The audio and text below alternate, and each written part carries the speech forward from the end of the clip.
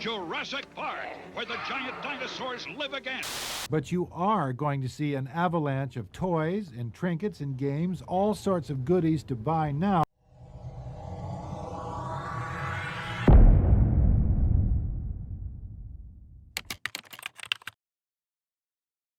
There were a few toy lines that shaped our childhood. If you grew up in the 90s, you probably owned a few figures from Kenner. They were responsible for incredible lines such as Star Wars, Batman, Ghostbusters, Aliens, and many more. But today, we're going to take a closer look at a line that holds a special place in many collectors' hearts, Jurassic Park. Whether you experienced this line firsthand in 1993 or are a new present-day collector, we can all enjoy the amazing toy line that defined dinosaur toys for an entire generation. And it all started with this man, Mr. Tim Effler, Director of Preliminary Design and Advanced Concepts at Kenner. I was fortunate enough to have a call with Mr. Effler, and here is the amazing story of how the Kenner Jurassic Park line got off the ground. Mr. Effler's role at Kenner was to discover new toy lines and licenses, and in 1990 he went to the local Cincinnati library close to Kenner's head office, where he read an article in Locus magazine, a science fiction and fantasy publication. In this article, he discovered that Steven Spielberg, with Universal Pictures, had acquired the rights to produce a movie called Jurassic Park. Now that they knew that they wanted to pursue Jurassic Park, they had to think of a way to make dinosaur and human toys unique and playable. For the humans, Mr. Effler looked at G.I. Joes for reference, with their unique weapons and gadgets, along with playable vehicles. However, the trick was not to make these actual deadly weapons, as it was still a toy line featuring animals that you didn't want to murder. They solved this issue by making all the weapons non-lethal and tailored towards capturing dinosaurs. Take a look at all these action features of the human characters, such as an aerial net trap, or tranq missiles, and grappling hooks. And the vehicles with net traps and tranq missiles, or dinosaur snares, and blood sample missiles. Quite a clever solution that didn't make the humans appear like they wanted to end these dinosaurs' lives after bringing them back to life from prehistory. Now the most important part of the toy line, the dinosaurs. Growing up, dinosaur toys weren't exactly groundbreaking. For example, this was my T-Rex, and we did have the wonderful toys from Carnegie, but as you can see, most dinosaur toys at the time were hunks of plastic. There were lines such as Dino Riders, as well as Definitely Dinosaurs, that matched humans with dinosaurs with unique play features. So how would they make Jurassic Park dinosaurs unique?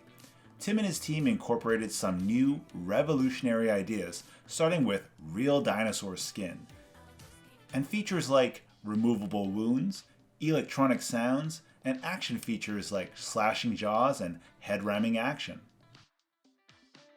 Now that the ideas were solidified, Tim's team put together some mock-up toy samples. I do have a few images of these early prototypes, however, Tim will be releasing a book in the future featuring a more complete history with pictures, which I'll respectfully save for him to share. With the mock-ups laid out, it was time to present to the Kenner executives as well as Steven Spielberg.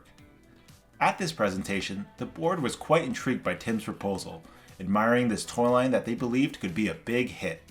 Somewhere during this presentation, Steven Spielberg said, wait, where did you get that logo? At the time, the logo was a mock-up designed by Tim based on the original cover art of the Jurassic Park novel. Tim had an illustrator flesh it out, and like all toy presentations, they stamped their logo on all their products. Steven asked who owned that logo, and Tim replied, "You do." Steven called his art director and said, "We have our logo," and that's a true story. The JP line was confirmed and went into production.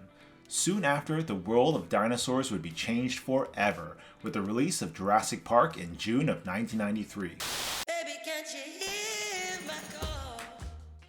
Dino-mania has taken hold. And if you were there at the time, there was truly an avalanche of memorabilia. From shirts, sweaters, and caps that took up store shelves, collectible cards from Topps, stickers, books, even arcade games, and promotions with McDonald's with incredible artwork. And who could forget the 6 collector cups with the beautiful artwork of Mark Stutzman? Something big is coming to McDonald's. McDonald's says it's aimed at adults. I don't know about you, but I'm not interested in a reusable dinosaur cup. There are so many more pieces of memorabilia from Jurassic Park that I could talk about, but today we're going to dive into a closer look at the incredible 1993 Kenner line. Before we begin, I wanted to give a shout out to Dustin at Jurassic Park World Collector, who helped me capture all this footage from his collection because, well, mine are sitting in a box at my parents' house. Make sure you check out Dustin's channel, a link in my description. Not only does he do great reviews, but he's a great guy as well. I also want to thank JurassicToys.net for some missing images that I used. Their museum catalog is a real treat to browse through, so make sure you take a look. Watch him make it, break it, break it, break it. This toy line was split up into two series, the first being released from March through December, and the second from January through October. We'll start off with the smaller dinos. Taking a look at these again, the Kenner Jurassic Park line had some of my favorite toy packaging of all time, with the palm tree silhouettes, sunset background, great font, all topped off with a beautiful Jurassic Park logo. The smaller dinos all had a Dino Strike feature. Let's start with the Velociraptor. This raptor came with a nice brown and black paint job similar to the movie, and came with slashing jaw action, which was activated by squeezing its legs together. The Dilophosaurus sported one of the best paint jobs in the line, very accurate to the movie. Its action feature included venom spray, which was activated when you filled it with water and squeezed the sides.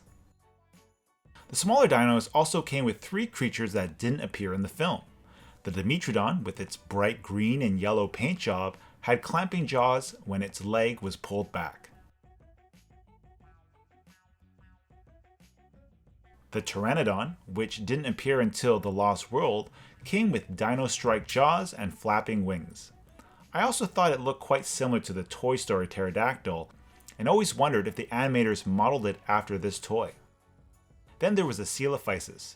While not appearing in the movie, they were actually featured in Michael Crichton's Jurassic Park novel as a species cloned by InGen and was briefly described during the tour of the park.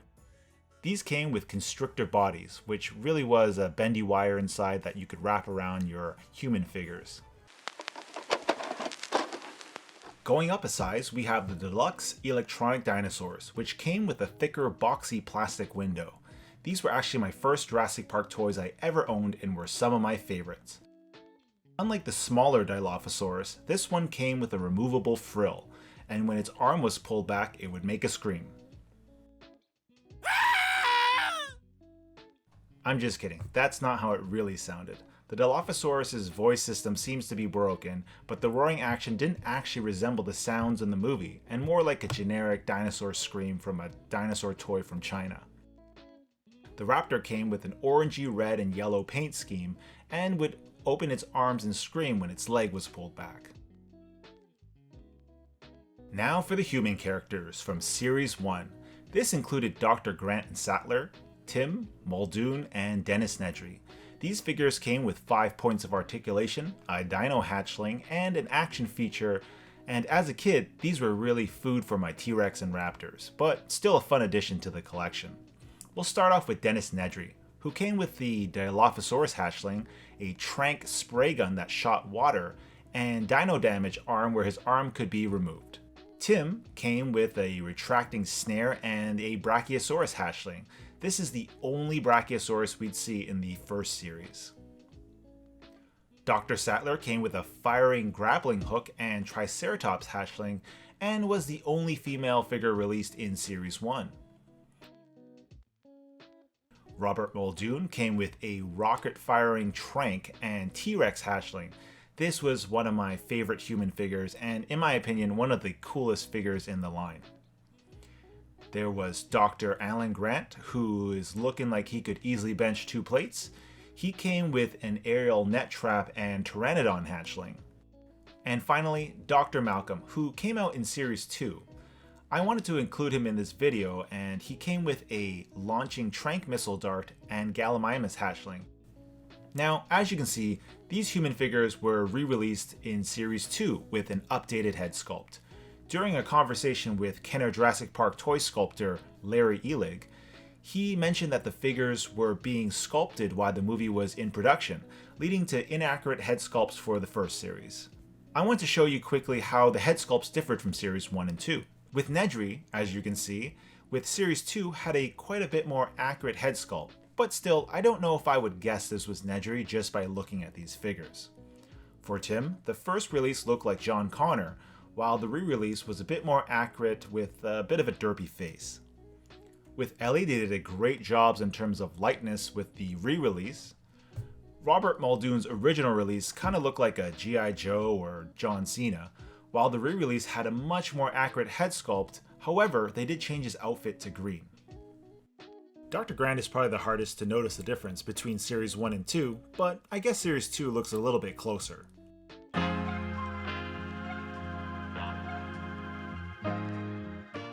Now for the larger dinosaurs, starting off with the Junior Rex and Stegosaurus, which came with this beautiful box packaging with that classic Jurassic Park branding. I loved seeing these in stores back in the day with the unique box cutouts and diorama scenes on the back of the packaging, which really opened up my imagination. These came with real dino feel skin, which was unique to the Jurassic Park toys at that time, as well as removable dino damage. The Junior Rex and Stegosaurus, while not appearing in the movie, were key dinosaurs featured in the Michael Crichton novel. They came with action features like slashing jaws and whip tail action, but to be honest, these weren't much of an action feature. Here's a cool picture of the original wax for the Junior Rex, provided by the great Larry Elig. This highlights the incredible sculpting detail that was worked into the figure. There was also the Triceratops, which, unlike the Stegosaurus and Junior T-Rex, was actually featured in the movie. This is one of the very best Triceratops toys of the 90s and came with a head-ramming action feature, which again didn't really do much. I also forgot to mention that these toys came with various JP stamps with a number, which was really unique to the Jurassic Park line. Before we get to the star of the show, we'll take a look at the vehicles and playsets that really set this line apart from other dinosaur toy lines. As kids, we were spoiled with playable vehicles such as the iconic Jungle Explorer, sporting a dino damage hood, removable glass, camera, and firing blood sample missile. There was also the Bush Devil Tracker with a Trank missile launcher, dinosaur snare, and dino damage windshield. The Capture Copter, which obviously didn't appear in the movie, came with a dinosaur net trap and firing Trank missile. And finally, the grand prize of the playsets, the Command Compound with electronic talking computer, net launcher, firing missile, hatchery with dinosaur eggs, and dino damage panels. I never had this as a kid due to lack of space, but it looks like a blast to play with. One fun addition to each toy were these trading cards with the beautiful artwork of Brian Frankzak. These came with every dinosaur and human figure. I didn't care much for these when they were originally released, but I'm looking to collect these now as they're quite awesome. And before we get to the star of the show, I wanted to show you these die-cast figures that were released alongside the mainline figures. Many of these dinosaurs were not featured in the movie, but would show up in future films. These were miniature painted dinosaurs that I didn't give much thought to at the time, but taking a look at them now, they bring back a lot of memories. The Big Red Rex. I think every JP kid wanted this toy. It was the largest figure in the line, and with its real dino feel skin and stomping and roaring action, it was easy to see how we'd get countless hours of playtime reenacting scenes from the movie. I believe it came with this red color scheme to reflect how the Rex was described in the novel. This toy holds a special place in my heart. It was extremely challenging to stand and is infamous for its bent tail due to it being stuffed in a box. I love the Red Rex so much that my mom had it scanned and printed on my cake for my 9th birthday. If you still have this figure in package, it fetches a decent amount. One mystery that had kids and collectors scratching their heads was the toy featured on the back of the packaging. I remember seeing this and thinking, are you serious? We're getting that? The final release figure was somewhat different, but still a great looking toy. It turns out that during the production phase, the Red Rex wasn't finalized yet, so they had a Stan Winston 1/16 scale T-Rex model, sculpted by the great Mike Tursick, as a stand-in for the toy. It turns out that they took the molds from the Stan Winston model, with some alterations and used it to produce the Red Rex. Here is a rare shot of the molded Kenner Red Rex by Kenner toy sculptor Charles Kovach. This is the only image I've ever found of this toy in wax. I also wanted to give a side-by-side shot of the Red Rex compared to the Stan Winston model. Alright, here's a comparison between the Red Rex and the Stan Winston model. Starting with the head, you can see that the mouth and head has been altered slightly, a little bit more elongated on the Red Rex. And as we scroll down the neck, you can notice that the skin folds are pretty similar, especially around this neck area. They look pretty much identical. So that's another confirmation that the Red Rex was a mold of the Stan Winston maquette. As we go down the body here, you can see on the torso, the rib cage peeking through just like the Stan Winston maquette, and this patch of skin folds that kind of help identify that they are the same mold. As we go down, we can take a look at the legs. I think they altered them slightly for the Red Rex. And finally, as we pan down the legs into the tail, you can see this clump of skin looks practically identical to the Stan Winston maquette. So there you go. That's a comparison of the Red Rex and the Stan Winston model. The Kenner Jurassic Park line was monumental for its time. Taking into consideration the era it came out in, it was such an innovative toy line with incredible branding and promotion. There was no internet at the time, and you'd only catch a glimpse of these toys in catalogs and the occasional magazine. So you can imagine the feeling and shock when you saw these hit the toy shelves. Nowadays, you can certainly pre-order toys or purchase them online, but back in 1993, it truly was a hunt to find some of these in stores. What a time to be alive. So what happened from here? Well, we'd go on to see Kenner produce more Jurassic Park lines such as Series 2, The Lost World, Chaos Effect, and when Kenner was acquired by Hasbro, we'd see the Jurassic Park 3 line and more. We'd also see a long hiatus until 2015 with the release of the Jurassic World line by Hasbro, and then the license went to Mattel where we are today. The toys today are absolutely fantastic, with great likenesses and articulation, and they've even released 30th anniversary figures that evoke the same feel as the original Kenner line. I hope to do more of these history videos in the future, and I really appreciate you stopping by. If you enjoyed this content, have a memory of your first Jurassic Park toys, please leave a comment down below and I'd love to hear your story. Please like and subscribe, and I'll catch you on the next video. Thanks!